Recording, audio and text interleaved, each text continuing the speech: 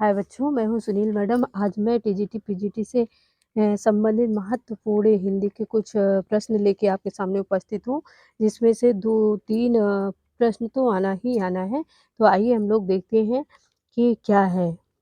तो सबसे पहले चलिए कुछ महत्वपूर्ण रचनाओं और उनके सर्ग के विषय में बात किया गया है। जैसा कि 2 नंबर या 3 नंबर से फंसता ही है, तो आइए एक ही जगह हम लोग उसको पढ़ते हैं। बाद में प्रश्न उत्तर के माध्यम से अपने आप को जाँचेंगे कि कहाँ तक तैयार हैं।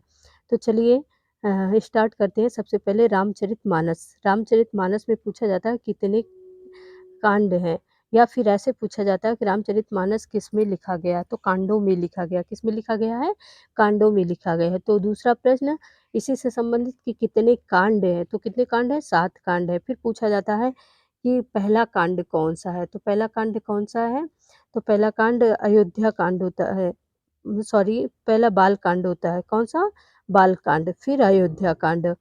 उसके बाद आइए देखते हैं बाल कांड, अयोध्या कांड, फिर अरण्य कांड, किष्किंधा कांड, सुंदर कांड, लंका कांड और उत्तर कांड। इस तरह 7 कांड है।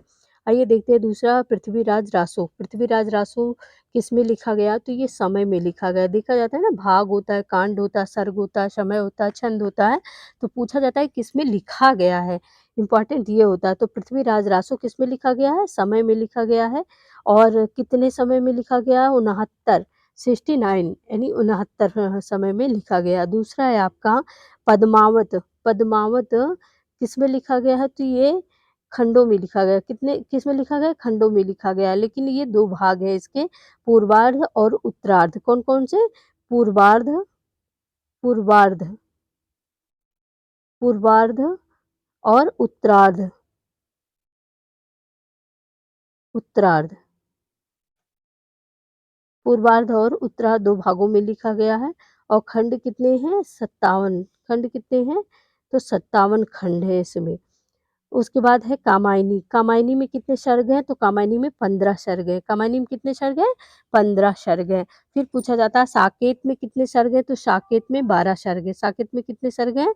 तो साकेत में 12 सर्ग हैं।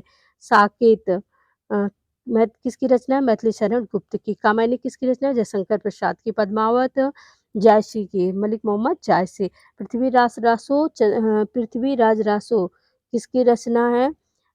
तो चंद्र बरदाई की रचना है। रामचरितमानस गोस्वामी तुलसीदास की रचना है। तो अगला है प्रिय प्रवास। प्रिय प्रवास में कितने सर्ग हैं? 17। वेरी इंपॉर्टेंट, तीनों में से जरूर एक पूछा जाता है। कामायनी में ध्यान दीजिए 15, साकेत में 12, प्रिय प्रवास में 17। प्रिय प्रवास में कितने हैं? तो 17 हैं। तो आगे बढ़ते हैं। प्रिय प्रवास से वैदेही वनवास। वैदेही वनवास कितने सर्ग हैं? 18 सर्ग हैं। फिर सूर सागर में किसमें लिखा गया? देखो ऐसे पूछा जाता है कि कामायनी, साकेत, प्रिय प्रवास, वैदेही वनवास, ये सब किसमें है? सर्ग में। किसमें लिखा गया है? तो ये सब सर्ग में लिखे गए हैं। कितने सर्ग है? कामायनी में आपने देखा 15, साकेत में 12, प्रिय प्रवास में 17, वैदेही वनवास में 18। और उसके बाद सूर सागर। सूर सागर किसमें लिखा गया है? तो स्कंद में लिखा गया है। पहले तो यही याद करना है कि कौन किसमें लिखा गया है। तो सूर सागर स्कंद में लिखा गया। कितने स्कंद हैं? 12 स्कंद हैं। कितने स्कंद हैं? 12 स्कंद हैं। भारत भारती मैथिली शरण गुप्त की रचना है, आप जानते हैं। सूरसागर सूरदास की रचना है। वैदेही वनवास और दशरथ उपाध्याय रियाद की है। आप जानते हैं भारत भारती मैथिली शरण गुप्त की है। किसमें लिखा गया? खंडों में लिखा गया है। किसमें लिखा गया है? तो बच्चा ये खंडों में लिखा गया। कितने खंड हैं? 3 खंड हैं। कुरुक्षेत्र में कितने सर्ग हैं? कुरुक्षेत्र पहले पूछा जाता है किसमें लिखा गया है? तो सर्गों में लिखा गया है। किसमें? सर्गों में। कितने सर्ग हैं? तो ये देखिए आपके सामने कितने सर्ग हैं? 7 सर्ग हैं। कुरुक्षेत्र में कितने सर्ग हैं? 7 सर्ग हैं। गंगा अवतरण किसमें लिखा गया है? सर्गों में लिखा गया। कितने सर्ग हैं? 13 सर्ग हैं। फिर महाभारत। महाभारत किसमें लिखा गया? पर्व में। वेरी इंपॉर्टेंट पूछा जाता है कि महाभारत भाग में लिखा गया, अंश में लिखा गया, खंड में लिखा गया है, सर्ग में लिखा गया, समय में लिखा गया, छंद में लिखा गया, किसमें लिखा गया है? तो ये पर्व में लिखा गया। किसमें? पर्व में लिखा गया है। और कितने पर्व हैं? 18 पर्व है। देखिए एक 18 गीता आप पढ़ते हो? गीता, गीता में कितने हैं? 18 अध्याय हैं। क्या है? 18 अध्याय। 18 अध्याय हैं। लेकिन जो आप पढ़ रहे हो किसकी बात कर रहे हो? ये बात आप कर रहे हैं महाभारत, तो महाभारत किसमें है? पर्वों में। और कितने पर्व हैं? 18 पर्व हैं। गीता में 18 अध्याय हैं, लेकिन महाभारत में 18 पर्व हैं। देखो ये नीचे दिया गया है, नीचे है ना गीता, गीता में कितने अध्याय हैं? 18 अध्याय हैं। भूलना नहीं, महाभारत 18 पर्व में है और गीता 18 अध्याय में है। गीता में पूछा जाता है, वेरी इंपॉर्टेंट है, कितने श्लोक हैं? तो 700 श्लोक हैं। रामचंद्रिका केशवदास की रचना है। ये किसमें लिखा गया? प्रकाश में। कितने किसमें लिखा गया? प्रकाश में। वेरी इंपॉर्टेंट रचना है। इसको रामचंद्रिका किसमें लिखा गया है? प्रकाश में लिखा गया है। और कितने प्रकाश हैं? 39 यानी 49, सॉरी 39। त्यागपति किसकी रचना है? 5 सर्ग। त्यागपति सॉरी त्यागपति किस में लिखा गया? तो सर्गों में लिखा गया है। कितने सर्ग हैं? 5 सर्ग हैं। तो आइए आगे देखते हैं हम लोग।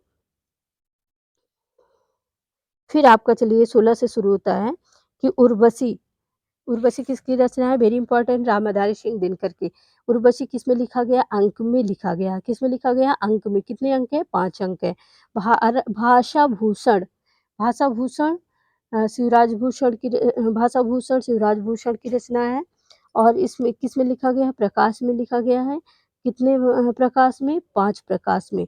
विसल देव रासो किस में लिखा गया है?